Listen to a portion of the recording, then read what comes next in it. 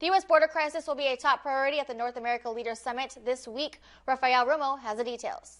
They know their dream is across the river, but all they can do is wait. Some sit on the Mexican side looking north. The lucky ones have tents or find space in a shelter.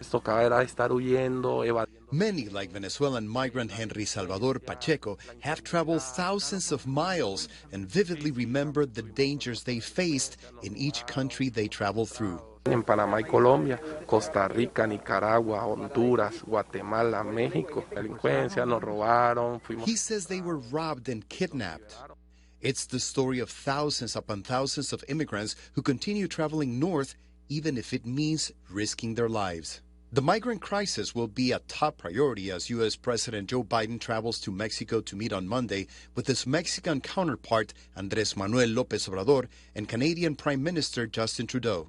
Biden announced Thursday he is expanding a program to accept up to 30,000 migrants per month from Cuba, Haiti, Nicaragua, and Venezuela, along with a plan to expel just as many citizens from those countries who try to cross the border illegally.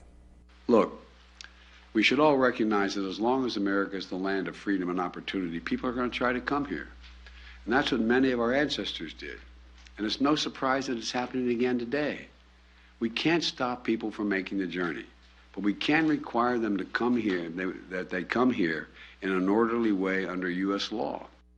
Immigration remains a political hot potato in the United States.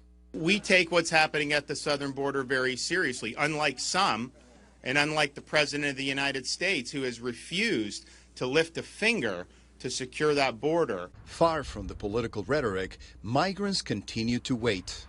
Some, like Kevin Ortega, a migrant from Venezuela, say they have nothing to lose that they haven't already lost. Nosotros dejamos todo atrás. We left everything behind, he says. We don't have a home. We don't have a place to stay. Everyone here made an effort to get to where we are now, and we have no way to go back. Nearly 2.4 million immigrants were apprehended as they tried to enter the U.S. southern border in the fiscal year that ended in September, according to U.S. Customs and Border Protection. It remains to be seen if these three heads of state can find any solution to stem the tide. And to stay up to date in the latest border activity, you can download our KYMA app, available now in the App Store.